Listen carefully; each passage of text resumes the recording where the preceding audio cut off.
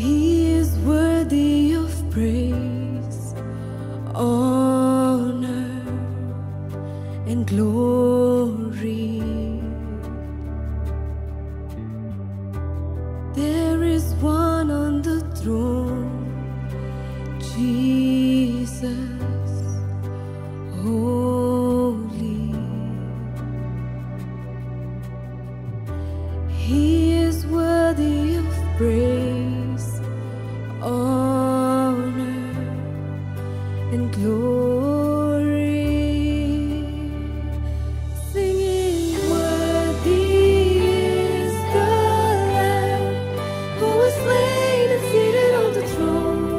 There's no one like the Lord. The elders, creatures bow, giving praise to Him and Him alone. There's no one like the Lord. There is one on the throne, Jesus, holy. He is worthy of praise, honor, and glory. We're singing, worthy is the Lamb who was slain and seated on the throne. There's no one like the Lord.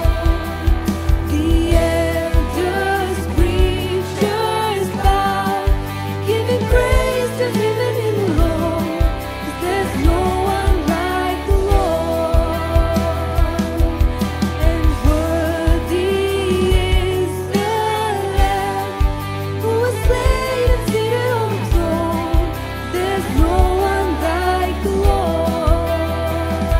And all of the elders, creatures bow, giving praise to Him and Him alone.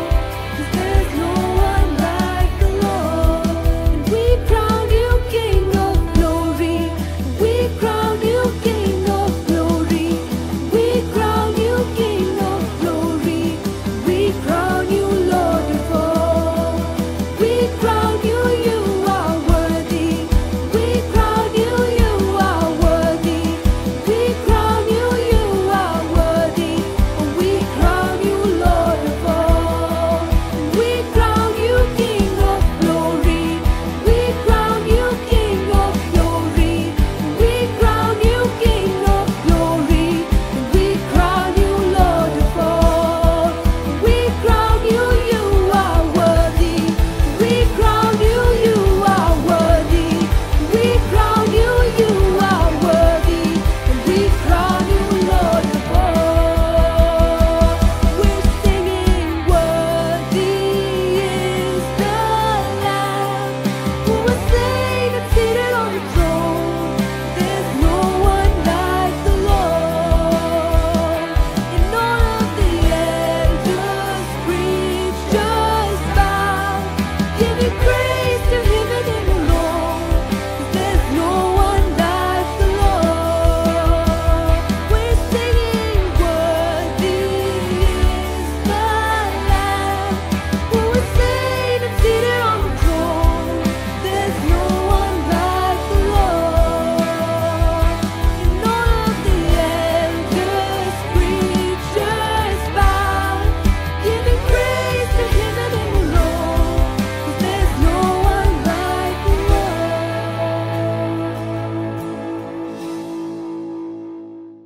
கர்த்தரை துதியுங்கள். உணர்ச்சியில் சுகமடைதல். சங்கீதம் 34:18. நொறுங்குண்ட இருதயம் உள்ளவர்களுக்கு கர்த்தர் சமீபமாயிருந்து நறுங்குண்ட ஆவியுள்ளவர்களை ரட்சிக்கிறார். தங்கள் பாவங்களுக்காக உண்மையிலேயே வருந்துகிறார்கள். நான் ரொம்ப முக்கியமான ஒரு தலைப்பை பற்றி பேச போறேன். நீங்கள் உங்களுக்கே உண்மையாக இருந்தால் சில நேரங்களில் நீங்கள் ஒப்புக்கொள்வீர்கள், நாம் உணர்ச்சி பூர்வமாக உடைந்துள்ளோம். சிலர் உணர்ச்சி பூர்வமாக முற்றிலும் உடைந்து விட்டார்கள். மருத்துவ உதவியில் இருக்கிறார்கள். தவறாக கட்டுப்படுத்தப்பட்ட உணர்வுகளினால் வாழ்க்கை கடினமானது, மிகவும் கடினமானது. வாழ்க்கை ஒரு பூப்படுக்கை அல்ல, வாழ்க்கை ஒரு விளையாட்டு மைதானம் அல்ல. நீங்கள் உணர்ச்சிகளை எவ்வாறு நிர்வகிக்கிறீர்கள் என்பதை பொறுத்து ஞானமான முடிவுகளின் கலவையாக வாழ்க்கை இருக்க வேண்டும் என்பதே. நீங்கள் ஒரு கிறிஸ்தவராக இருந்தாலும் இல்லாவிட்டாலும் வலி உண்மையானது, மன அழுத்தம் எல்லோருக்கும் உண்மையான ஒன்றாகும். நான் இதை என் சொந்த அனுபவத்திலிருந்து சொல்லுகிறேன். ஏற்கனவே பல முறை பகிர்ந்துள்ளேன். 18 ஆண்டுகள் நான் தடுமாறி பேசினேன். நீங்க ஒரு தடுமாறி பேசுபவராக இருந்தால் அது உங்களை உளவியல் ரீதியாக மிகவும் பாதிக்கும். உங்கள் சுயமரியாதை நிச்சயமாக குறைந்துவிடும். சாதாரண பிள்ளைகள் போல சூழ்நிலைகளை எதிர்கொள்ள உங்களுக்கு தைரியம் எளிதில் வராது. பல சமயங்களிலே நான் திக்கி பேசிய அந்த நாட்களுக்கு பிறகு அவமானத்தையும் கேலியையும் அனுபவித்து வந்தேன். என் குடும்பத்தில் நான் ஒரே பிள்ளையாக இருந்ததால் எனக்கு ஒரு சகோதரனோ சகோதரியோ இல்லை. என் உறவினர்கள் யாரும் அருகில் வசிக்கலை. அப்பாவும் அம்மாவும் எப்போதும் ஊழியத்தில் இருந்தார்கள். அப்பா பிரசங்கித்தார், அம்மா பாடுவாங்க. அதனால் பெரும்பாலான நேரங்களில் நான் வீட்டில் தனியா இருப்பேன். நான் மனசோர்வாகிடுவேன். தடையை எதிர்கொள்ளவும் என் உணர்ச்சிகளை நிர்வகிக்கவும் தேவன் உதவினார். ஒரு சோகமான கிறிஸ்தவர், ஒரு முரண்பாடானவர். ஒரு கிறிஸ்தவர் சோகமாக இருப்பார்கள் என்று எதிர்பார்க்க மாட்டீர்கள், ஆனால் சோகமாக இருக்கிறார்கள். நான் உங்களுக்கு காண்பித்து விரைவாக சொல்ல விரும்புகிறேன். மனச்சோர்வு பாவம் அல்ல. உங்களை நீங்களே குறை சொல்லாதீங்க, வேண்டாம். நீங்கள் மனச்சோர்வடைந்து பாவத்தில் இருக்கிறீர்கள் என்று கடுமையாக பிரசங்கிப்பதை நான் கேள்விப்பட்டிருக்கிறேன். இல்லை, நீங்க பாவத்தில் இல்லை. உங்களுக்கு பயிற்சியாளர் தேவை. உங்களை எழுந்து நடக்கவும் சொல்வதை செயல்படுத்தவும் உதவும் ஒருவர் தேவை. அதை உங்களுக்காக செய்யவே நான் இங்கே இருக்கிறேன். வலி, நான் வலியை பற்றி கவனம் செலுத்தப் போவதில்லை. ஏனெனில் வலிக்கு பல்வேறு காரணங்கள் இருக்கலாம். மற்றவர்கள் நம்மீது ஏற்படுத்தும் வலி அது காயப்படுத்தும் வலியாக இருக்கலாம். வலி, வேதனை, இழப்புகள், துரோகம் மற்றும் துன்புறுத்தல். எத்தனை பேர் என்னிடம் ஜெபிக்க வந்திருக்கிறார்கள், போதகர், நான் வார்த்தைகளால் துஷ்பிரயோகம் செய்யப்பட்டேன், உடல் ரீதியாக என்னை துன்புறுத்தினார்கள். சில ஆண்டுகளுக்கு முன்பு எனக்கு மனவேதனை அளித்த அனுபவங்களில் ஒன்று, ஒரு இளம் பெண்ணுக்கு ஆலோசனை வழங்க வேண்டியிருந்தது. அவள் பாலியல் வன்கொடுமைக்கு உள்ளாகி முற்றிலும் உடைந்து போனாள். அவளது தந்தையாலும் அவளது 2 சகோதரர்களாலும் ஒவ்வொரு இரவும் அவள் மீது நடந்தது. இதற்கு உதவியவர் அவளுடைய சொந்த தாய். ஆம், அவளுடைய தாய்தான். எனவே ஒரு ஞாயிற்றுக்கிழமை நான், இயேசு உங்களை நேசிக்கிறார், உங்களை கவனிக்கிறார், தேவன் உங்களுடன் இருப்பார் என்று பேசிய போது அவள் என் மீது கோபமடைந்தாள். அவள் ஒரு நாள் என்னை சந்திக்க என்னிடம் வந்து, பாஸ்டர், ஏன் பொய் சொல்கிறீர்கள்? ஏன் நீங்கள் தேவன், நம் பரலோக பிதா என்று சொல்கிறீர்கள்? பிதா என்ற கருத்தை எனக்கு புரியவில்லை என்றாள். தயவு செய்து உங்கள் கதையை சொல்லுங்கள் என்று அந்த பொண்ணிடம் சொன்னேன். அவள் ஆழ ஆரம்பித்தாள். மேலும் அவள் தன் கதையை சொல்ல ஆரம்பித்தாள். 14 வயது முதல் இன்று வரை நான் பேசிக்கொண்டிருந்த போது அவள் வயது 24, 25 இருந்தது. அவள் ஒரு இரவில் கூட அழாமல் அமைதியாக தூங்கவில்லை. அழாமல் சும்மா தவறாக பயன்படுத்தப்பட்டாள். அவளை சமாளிக்கவும் ஊக்குவிக்கவும் ஆதரிக்கவும் எனக்கு கொஞ்சம் நேரம் எடுத்துக்கொண்டது. சுருக்கமாக சொன்னால், இன்று அவள் ஒரு போதகரை மணந்து இந்த நாட்டின் ஒரு பகுதியில் ஆண்டவருக்காக சேவை செய்து மகிழ்ச்சியாக இருக்கிறாள். அதை செய்ய முடியும். வேதனை என்பது பிசாசால் உங்களை அழிக்க உங்களை ஏற்படுத்தப்படுகிறது. துன்புறுத்தல் என்பது உங்கள் வாழ்க்கையிலிருந்து தெய்வீக அடையாளத்தை பறித்து அதை முழுமையாக அழிப்பதாகும். இன்றைக்கு தேவன் உங்களோட இருக்கிறார் என்பதை நீங்கள் தெரிந்து கொள்ள வேண்டும். நீங்கள் அடுத்த 15 நிமிடங்கள் என் பேச்சை கவனமாக கேட்டால் உங்கள் வாழ்க்கை மாற்றம் அடையலாம். வேதாகமத்தில் நிறைய தேவ மனிதர்கள் உள்ளார்கள். ஒவ்வொரு தேவ மனிதர்களையும் ஆய்வு செய்தேன். அவர்கள் மனச்சோர்வில் இருந்தாங்க. தேவன் பேசிய போது அவர்கள் அதை வென்றார்கள். தாவீது, எலியா, எரேமியா, யோனா, பவுல், பேதுரு. ஆனால் அடுத்த சில நிமிடங்களுக்கு குறிப்பாக ஒருவரை பற்றி கவனம் செலுத்த விரும்புகிறேன். அவருடைய பெயர் யோபு. யோபு ஒரு நீதிமான், தேவனுக்கு பயந்தவன். அவர் தீமையை விலக்கினார். அவர் குற்றமற்றவர். அவர் தேவனை மகிமைப்படுத்தினார். அவர் நேர்மையானவர். ஆண்டவரும் அவருக்கு ஒரு சான்றிதழை கொடுத்தார். அவர் ஒரு நீதிமான் என்று கூறினார். யோபு அதிகாரம் 1 மற்றும் 8 வசனங்களை வாசிக்கிறேன். ஊத்ஸ் தேசத்திலே யோபு என்னும் பேர் கொண்ட ஒரு மனுஷன் இருந்தான். அந்த மனுஷன் உத்தமனும் சன்மார்க்கனும் தேவனுக்கு பயந்து பொல்லாப்புக்கு விலகுகிறவனுமாயிருந்தான். கர்த்தர் சாத்தானை நோக்கி, என் தாசனாகிய யோபின் மேல் கவனம் வைத்தாயோ? உத்தமனும் சன்மார்க்கனும் தேவனுக்கு பயந்து பொல்லாப்புக்கு விலகுகிறவனுமாகிய அவனைப் போல பூமியில் ஒருவனும் இல்லை என்றார். இது வெறும் குறிப்பு. என்ன அருமையான சான்றிதழ். அதுபோன்று ஒன்றை கேட்க விரும்புகிறேன். எனக்கு தெரியும். அதுதான் உங்கள் விருப்பம். யோபு எந்த குற்றமும் செய்யாமல் துன்பப்பட்டார். தன் பிள்ளைகள் சோதனைகளையும் பரிசோதனைகளையும் நம்பிக்கையுடன் எதிர்கொள்ள முடியும் என்பதை கடவுள் சாத்தானுக்கு நிரூபிக்க விரும்பினார். தேவன் யோபின் மீது இவ்வளவு நம்பிக்கை வைத்திருந்தார். என் ஊழியன் தோல்வி அடைய மாட்டான், அவன் என்னை நிராகரிக்க மாட்டான். யோபு உணர்ச்சி பூர்வமாக சோர்ந்து விட்டார். ஏனெனில் ஒரு ஆணாகவும் குடும்பத்தை நடத்துகிறவராகவும் இழப்புகளை எதிர்கொள்வது நிச்சயமாக ஒரு வசதியான உணர்வு அல்ல. நீங்கள் ஆண்டவருக்காக பல காரியங்களை செய்திருக்கிறீர்கள். திடீரென்று ஒவ்வொன்றாக உங்களுடைய எந்த குற்றமும் இல்லாமல் அவை மறைந்துவிடும். அவரது பாக்கியம், அவன் மந்தைகள், அவன் குடும்பம், அவன் நண்பர்கள், அவரது உடல் நலம், உணர்வுகளை தவறாக நடத்தினால் உங்கள் வாழ்க்கையில், உங்கள் செழிப்புகளில், உங்கள் மந்தைகளில், உங்கள் குடும்பத்தில், நண்பர்களில், உடல் நலனில் உங்களை அழிக்கக்கூடும். அதனால தான் நீங்கள் கவனமாக கேட்க வேண்டும். நான் உங்களுடன் சில எளிய முறைகளை விரைவாக பகிர்ந்து கொள்ளப் போகிறேன். முதலில் உங்களுடைய சூழ்நிலையின் யதார்த்தத்தை ஏற்றுக்கொள்ளுங்கள், உண்மைகளை எதிர்கொள்ளுங்கள் என்று சொல்கிறேன். பல நேரங்களில் அவள் ஒரு இரவில் கூட அழாமல் அமைதியாக தூங்கவில்லை. திறன் கொண்ட சூழ்நிலைகள் எனக்கு சவால் விடும் போது நான் எப்போதும் எனக்குள் பேசிக்கொள்வேன், எர்னஸ்ட், உண்மைகளை எதிர்கொள்ளுங்கள் என்று நான் சொல்லுவேன். நான் உணர்ச்சி பூர்வமாக திசை திருப்பப்பட விரும்பவில்லை. ஆனால் மருத்துவ ரீதியாகவும் புத்திசாலித்தனமாகவும் பார்க்க விரும்பினேன். அதனால தேவன் என்னிடம் தெளிவாக பேச முடியும். யோபு 30:20-21 உம்மை நோக்கி கூப்பிடுகிறேன், நீர் எனக்கு மறு உத்தரவு கொடாதிருக்கிறீர். கெஞ்சி நிற்கிறேன், என் மேல் பாராமுகமாயிருக்கிறீர், என் மேல் கொடூரம் உள்ளவராக மாறினீர். உம்முடைய கரத்தின் வல்லமையால் என்னை விரோதிக்கிறீர். நீர் என்னை தூக்கி என்னை காற்றிலே பறக்க விட்டு என்னை பயத்தினால் உருகி போக பண்ணுகிறீர். சகல ஜீவாத்துமாக்களுக்கும் குறிக்கப்பட்ட தாபரமாகிய மரணத்துக்கு என்னை ஒப்புக் கொடுப்பீர் என்று அறிவேன். அவன் தேவனை நோக்கி அழுகிறான். பிரச்சனைகளால் மூழ்கடிக்கப்பட்ட சோதனைகள், குற்றச்சாட்டுகள், அவதூறுகள் மற்றும் உடல் ரீதியான நோய்களால் மூழ்கடிக்கப்பட்ட ஒரு மனிதனின் நேர்மையான வெளிப்பாடு இங்கே. அவர் புகார் செய்தார், அவர் திட்டினார், அவர் கோபப்பட்டார், அவர் அழுதார், அவர் கதறினான்.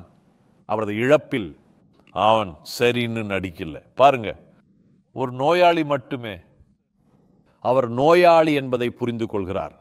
உதவிக்காக மருத்துவரை அணுகுகிறார். பல கிறிஸ்தவர்களிடம் நெருப்புக்கோழியின் மனநிலை இருக்கிறது. ஒரு நெருப்புக்கோழி ஒரு எதிரி வருவதை கண்டு அது பயந்து என்ன செய்யும் தெரியுமா? மண்ணில் ஒரு குழி தோண்டி தலையை உள்ளே நுழைத்து, நெருப்புக்கோழி பார்க்க முடியாததால வேற யாராலும் பார்க்க முடியாது என்று நெருப்புக்கோழி நினைக்கிறது. நிறைய கிறிஸ்தவர்கள் எல்லாம் சரியாக இருப்பதாக பாசாங்கு செய்து வாழ்க்கை என்ற இந்த பயணத்தை கடந்து செல்கிறார்கள். உணர்ந்து பார். வேதாகமத்தில் ஒரு உவமை இருக்குது கெட்ட குமாரனை பற்றி. அவன் பணத்தை செலவழித்து தன்னால் முடிந்த அனைத்தையும் அனுபவித்து கடைசியில் பன்றிக் கூட்டில் பன்றிகளுக்கு உணவளித்து கொண்டிருந்தான். வேதம் சொல்கிறது, ஒரு நாள் காலையில் அவன் உணர்ந்தான். இதுல உண்மை என்னன்னா, அவனுக்கு சுய நினைவு அல்லது உணர்வு வந்தது. அவர் உணர்ச்சியுடன் திரும்பினார். அதைத்தான் நான் இப்போது உங்களிடம் சொல்றேன். சூழ்நிலையின் உண்மைகளையும் யதார்த்தத்தையும் அறிந்து கொள்ளுங்கள்.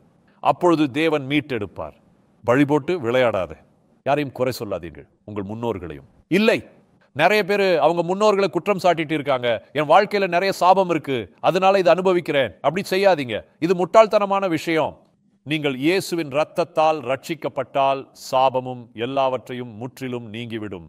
வேதம் பொய் சொல்லாது. வேதம் என்ன சொல்கிறது?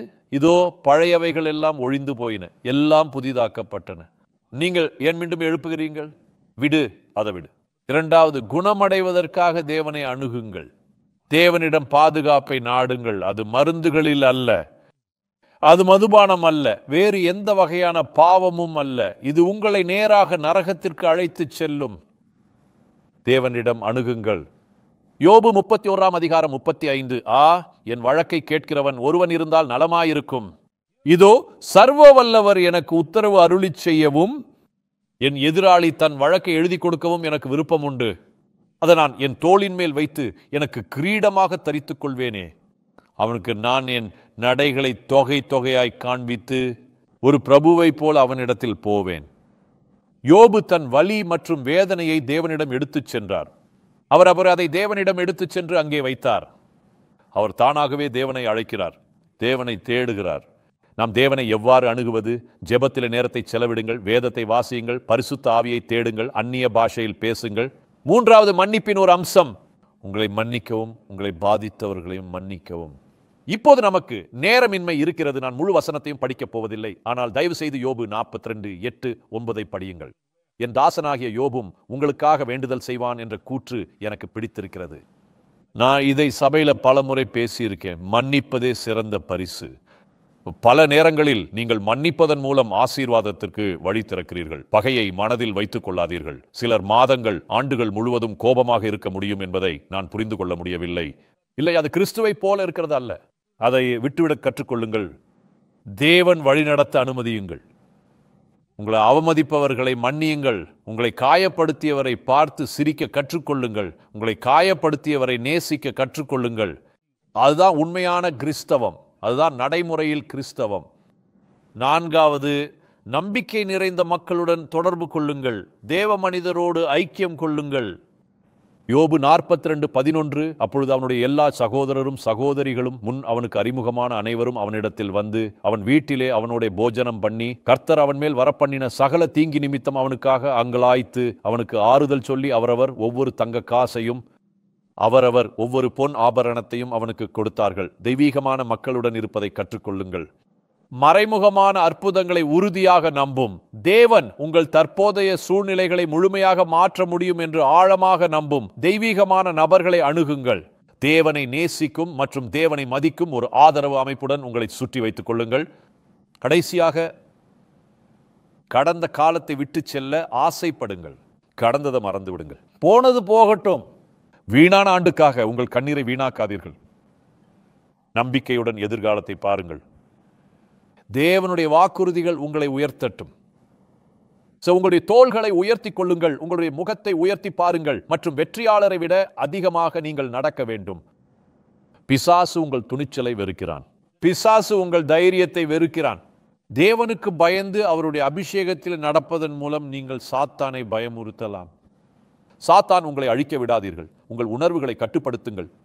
பரிசுத்த ஆவியின் உதவியுடன் அவற்றை கட்டுப்படுத்துங்கள். நீங்கள் இதை கடந்து வெற்றி பெறுவீர்கள்.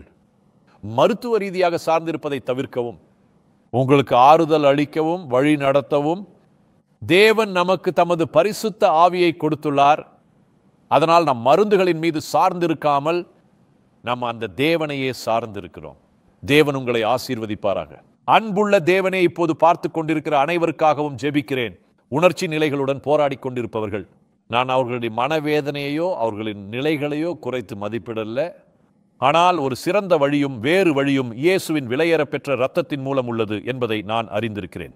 அவர்களின் கண்களை திறந்தருளும். அவர்களை வழி நடத்தி வழிகாட்டி உமது மகிமைக்காக முன்னேற்றும். தேவ மனிதர்களோடு இருக்க உதவி செய்யும். இயேசுவின் விலையேற பெற்ற நாமத்தில் துதி, கனம், மகிமை யாவற்றையும் செலுத்துகிறோம். ஆமேன்.